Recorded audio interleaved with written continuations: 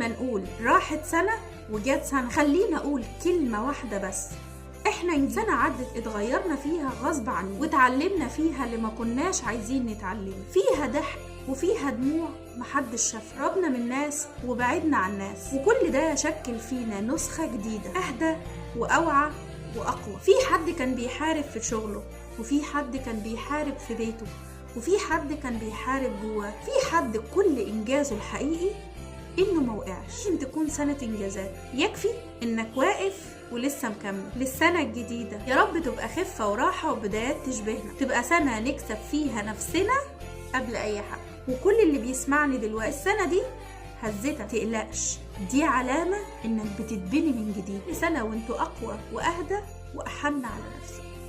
كل سنة وانتوا